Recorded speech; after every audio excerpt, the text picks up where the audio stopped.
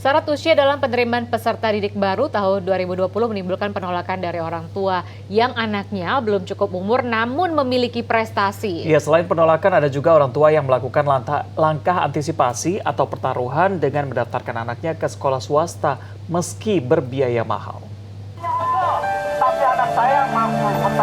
Syarat usia dalam penerimaan peserta didik baru PPDB tahun 2020 membuat orang tua murid mendatangi balai kota untuk memprotes aturan ini. Selain menggelar orasi di depan balai kota, para orang tua murid ini juga memaksa bertemu gubernur untuk menyuarakan tuntutan mereka. Para orang tua menuntut batasan usia dihapuskan dan lebih menitik beratkan pada prestasi atau nilai akademik. Meninjau ulang berkaitan proses PPDB di DKI, Provinsi DKI, berkaitan dengan Juknis nomor 501 tahun 2020, di mana Juknis itu semuanya itu berkaitan tentang usia dan usia lanjut. Contoh hal, saya tidak bicara ke yang lain-lain, ada beberapa di sini, semuanya berkaitan tentang usia. Bagi orang tua murid lain, mensikapi kemungkinan anaknya tidak bisa masuk sekolah negeri, maka mereka mendaftarkan anak ke sekolah swasta dengan resiko kehilangan uang muka pendaftaran.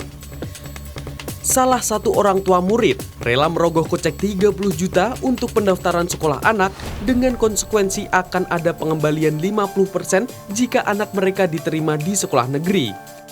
Seandainya pada saat PPDB online nanti anak saya diterima di sekolah SMA negeri yang kita harapkan, terus saya membatalkan SMA swasta yang sudah kita bayar, itu dalam perjanjian itu kalau seandainya saya sudah membayar full 100%, itu bisa dikembalikan dananya 50%. Tapi kalau kita membayarnya hanya 50% plus 25, misalnya 75% itu tidak dikembalikan.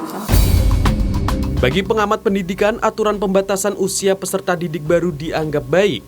Siswa yang memiliki umur lebih tua akan mendapat kesempatan untuk menaikkan prestasinya karena berkesempatan masuk sekolah yang berkualitas dan favorit. Sekolah favorit itu sekolah yang bagus dengan guru-guru yang bagus, fasilitas yang bagus, itu lebih dibutuhkan oleh anak-anak yang kurang pintar, anak-anak yang berumur lebih tua. Mereka perlu dididik dalam lembaga yang lebih bagus.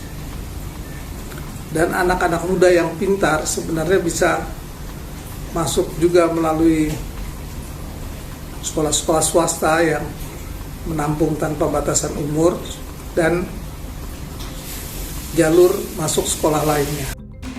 Selain kejanggalan dalam aturan, setiap kali PPDB, dugaan kecurangan dalam penerimaan siswa baru selalu kental dengan isu tak sedap, adanya permainan oleh panitia.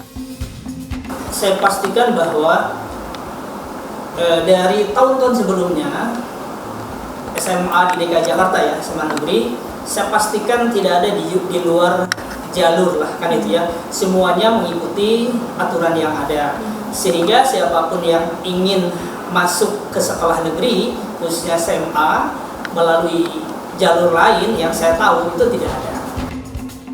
Semoga saja PPDB di tahun-tahun mendatang semakin sempurna secara sistem ataupun aturannya, sehingga kasus-kasus PPDB tidak mencuat kembali. Tim Liputan